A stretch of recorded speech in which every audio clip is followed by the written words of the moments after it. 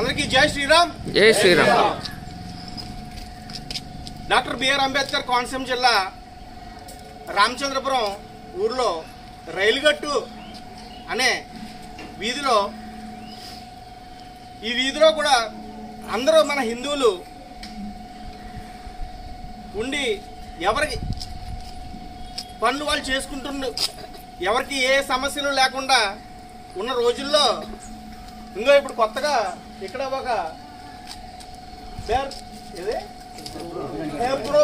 హేబ్రోను అనే ఒక ఆరాధన ప్రార్థనా స్థలం అని ఒక ఇల్లు అద్దెకి తీసుకుని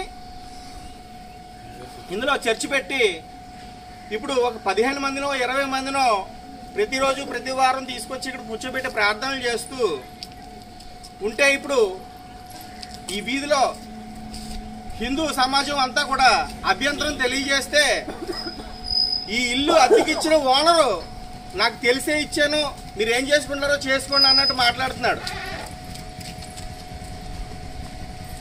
ఇక్కడ హిందూ సమాజం మొత్తం కూడా ఇక్కడ అభ్యంతరం తెలియజేస్తుంది. ఒకసారి ఆ వీధిలో ఈ ఇంటి పక్కింటి వాళ్ళకి ఏ అభ్యంతరం ఉన్నదో ఒకసారి తెలుసుకుందాం. ఇలా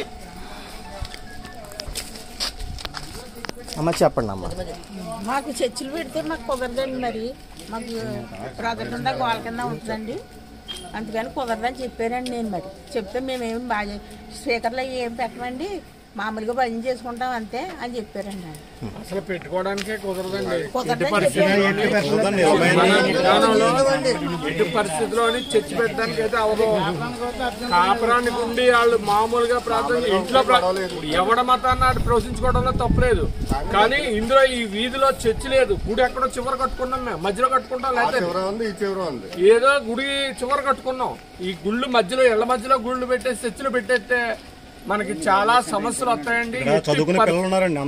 పరిస్థితిలోని కూడా చర్చి పెట్టడానికి అయితే అవదండి. ఇక్కడ కాపురానికి పర్లేదు, వాళ్ళు ఏ మతస్థులైనా మనకి ఇబ్బంది లేదు, మనం సమానంగా చూసుకుంటాం.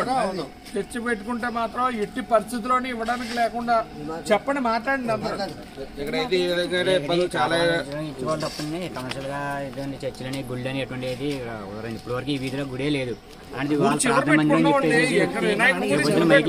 ఈ రోజు పెద్ద మందిరే, రేపు పొద్దున పెద్ద మైకులు మత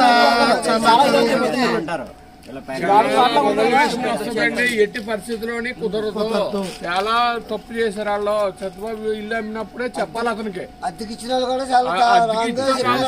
అప్పిచ్చి తీసుకున్న అప్పు ఇచ్చి ఇల్లు ఖాళీ చేయించేసి ప్రార్థనా మందిరానికి ఇస్తామండి. కరెక్ట్ కాదు. ఇచ్చానని చెప్తున్నారండి, ఫోన్ చేస్తాను. ఎలాగా ఎందుకుంటారు? ఎటువంటి ఈ మధ్యక ఇది కిలోమీటర్ ఉంది, ఎటువంటి గుడి ఆ శివరం ఉంది, ఈ శివరం ఉంది, అంతే. మేము ఏమీ లేదు. అందరూ హిందుత్వం పాటించే వాళ్ళే. అందరూ కలిసి క్రియేట్ చేయడానికి కొత్తగా వచ్చే మాత్రం ఊరుకునేది ఉండదండి.